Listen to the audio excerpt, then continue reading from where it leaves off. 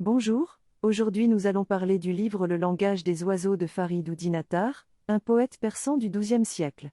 Cette œuvre est une allégorie de voyage intérieur qui vise à éveiller les consciences et à conduire l'homme à briser les limites de son individualité en s'universalisant. Le récit se présente comme un dialogue entre plusieurs oiseaux et un oiseau messager, la huppe, qui doit les conduire à la recherche de leur roi. Ce poème est construit comme un guide qui cherche à transmettre une expérience qui concerne la condition humaine tout entière. Attar est un poète très célèbre dans la langue perse, connu pour la qualité de son expression poétique et sa vision du soufisme. Sa vie reste très mystérieuse et seuls quelques éléments peuvent être extraits de ses écrits. Le soufisme est un courant mystique de l'islam qui met l'accent sur l'expérience personnelle de la révélation coranique plutôt que sur une lecture littérale. Le soufi cherche à s'unir à Dieu en faisant de son corps, de son âme et de son esprit un lieu de manifestation divine. La voie soufie est ascétique et exigeante, centrée sur la lutte contre les passions et l'orgueil pour atteindre l'amour inconditionnel de Dieu et des créatures. Les soufis sont organisés en confréries dirigées par des shaykhaïches qui sont des guides spirituels. Le soufisme accorde une grande importance à l'exégèse et à l'interprétation des textes sacrés. Le langage des oiseaux est un poème de plus de 7000 vers qui raconte le voyage de l'âme dans la méditation mystique. Le soufisme est une quête d'extase et d'union avec Dieu, qui est représenté comme l'amour inconditionnel de Dieu pour ses créatures. Je vais vous parler de l'histoire du langage des oiseaux, initiatique et codée, qui trouve ses origines dans le Coran et qui est reprise dans l'œuvre de Farid al-Din Attar, intitulée La Conférence des oiseaux. Cette œuvre est considérée comme l'un des chefs-d'œuvre de la littérature mystique persane, et il est important de comprendre son contexte et son message spirituel. L'histoire commence avec tous les oiseaux du monde qui se réunissent pour chercher leur roi, qui est inexistant dans leur monde. Ils décident donc de partir à sa recherche, mais ne savent pas où le trouver ni comment l'atteindre. C'est alors que se détache la huppe, ayant été la confidente de Salomon, qui leur parle du langage des oiseaux, qui permet de déchiffrer les symboles et les images qu'ils rencontrent sur leur chemin. Le langage des oiseaux est une grande épopée mystique qui comprend plus de 4600 vers, et qui reprend des éléments déjà développés avant lui par des auteurs tels que Avicenne et Razali. L'oiseau est pris comme symbole de l'âme qui peut s'envoler vers le monde divin et abyssal, mais qui est emprisonné dans son corps et dans son plan affectif. La quête du roi de l'oiseau est donc une quête intérieure qui permet à chacun de se retrouver soi-même et de se reconnecter à sa nature divine. La conférence des oiseaux est une œuvre poétique extraordinaire qui peut être parfois difficile à comprendre à la lecture du texte, en raison de ses nombreux rapprochements avec la Bible et d'autres références symboliques. Néanmoins, elle reste un chef-d'œuvre de la littérature mystique persane, qu'il est important de découvrir et de méditer. L'histoire de Salomon et de la huppe est très connue. La huppe était autrefois la confidente de Salomon et porte sur sa tête une couronne ainsi que le nom de Dieu sur son bec. Elle est le messager du monde invisible et connaît Dieu ainsi que les secrets de la création. Elle présente aux autres oiseaux le roi mystérieux, Simorgue, résidant derrière le mont Kaf. La huppe propose aux oiseaux de partir à sa recherche, mais certains d'entre eux ne souhaitent pas le faire et émettent des excuses, comme l'amoureux rossignol qui affirme que l'amour de la rose lui suffit. La huppe répond directement à leurs arguments en montrant l'éphémère des choses matérielles et la nécessité d'aller chercher quelque chose de plus durable et profond. Chaque oiseau a un argument différent mais la huppe répond à chacun de manière ciblée en rapportant un enseignement. Elle montre aussi que leur besoin d'être rassurés reflète leur propre dialogue intérieur. La perruche souffre d'avoir été emprisonnée dans une cage et aspire à la source de l'eau d'immortalité, mais la huppe lui montre qu'elle doit dépasser son désir de se contenter de l'écorce pour atteindre la véritable source de la vie éternelle. Tour à tour, les oiseaux s'adressent à la huppe pour partager leurs doutes et leurs questions sur ce voyage.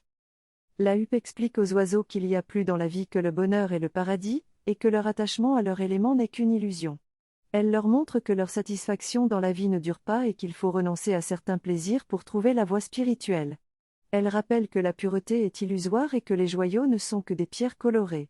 Les oiseaux sont encouragés à regarder dans leur cœur pour y voir l'image divine du ciment. Cela nécessite de l'ambition, de la sensibilité et de la patience. Elle leur décrit ensuite les 7 vallées, chacune représentant une vertu à développer. Certains oiseaux ont des doutes, mais la huppe les encourage à renoncer à leur vie ordinaire et à se concentrer sur la voie spirituelle. Les oiseaux qui se pensent déjà arrivés sont ceux qui ont le plus d'illusions à faire tomber car ils pensent être bien engagés.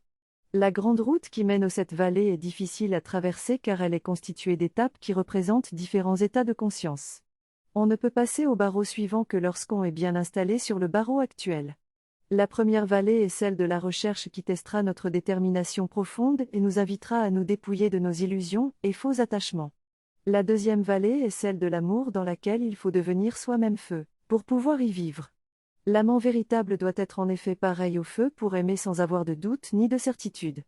L'amour purificateur calcinera toutes les idées reçues et conformismes. Dans cette expérience mystique, on traverse plusieurs vallées. Dans la première, l'amour prend le contrôle et la raison s'éclipse. Dans la seconde, la connaissance est acquise par intuition directe, surpassant la raison intellectuelle. Ensuite, on atteint l'indépendance, où l'on devient son propre guide et on trouve sa propre voie sans prétention ni soumission. C'est seulement après ces trois vallées que l'indépendance ne mène pas à l'isolement, mais à la capacité de s'ouvrir sur le monde. Tout cela fait partie d'une quête spirituelle pour se rapprocher de la vérité et de l'essence des êtres. Après avoir traversé plusieurs vallées initiatiques, je comprends que je ne suis pas seul et que je dois faire face à l'épreuve du vide. C'est grâce à l'amour et à la connaissance que je peux me soutenir. Je dois apprendre à être indépendant des chaînes qui me lient inconsciemment à mon environnement. J'entre dans la quatrième vallée, celle de l'indépendance et de la réduction à l'état de germe pour entamer une nouvelle vie. La cinquième vallée c'est l'unité, là où l'on perd toutes choses pour mieux les unifier. Dans la sixième vallée, je suis dans l'état de stupéfaction car je vois le monde des intelligences et des grandes idées, des archétypes, ce qui me renverse complètement. Enfin, dans la septième vallée, celle de la pauvreté et de l'anéantissement, l'oubli, le mutisme, la surdité et l'évanouissement, j'accepte l'éblouissement final et l'anéantissement de tout ce qui faisait barrage à ma conscience. Ainsi, je deviens un germe lumineux, prêt pour une nouvelle vie. Ce texte parle de la quête du soi à travers un pèlerinage initiatique représenté par le voyage des oiseaux. Pour atteindre l'universel, il faut anéantir le particulier. Les différentes étapes sont symbolisées par les vallées qui supposent des montagnes à gravir, la perte de singularité, puis la rencontre avec soi-même. Cette rencontre est décrite comme étant une lueur incompréhensible qui se trouve dans la conscience intérieure de chacun. Ce voyage est universel, et représente la quête de la sagesse. La huppe représente la conscience et encourage chaque oiseau à faire le voyage. Ce texte est une réflexion sur la nécessité de se connaître soi-même pour atteindre l'universel. En lisant ce texte magnifique, j'ai été incité à chercher des représentations ou des adaptations théâtrales de cet ouvrage, car cela permettrait de voir toute la magie et le souffle que l'auteur a certainement voulu transmettre. Cet ouvrage est à la fois poétique et pédagogique, avec des anecdotes qui mettent toujours en scène le disciple, son maître, le prophète ou d'autres grands personnages pour éduquer le lecteur. Les images fortes utilisées permettent de mémoriser la leçon plus facilement. L'idée du pèlerinage intérieur pour et venir aux origines est présente dans cette œuvre, tout comme celle de la goutte qui se fond dans l'océan pour trouver le bonheur véritable.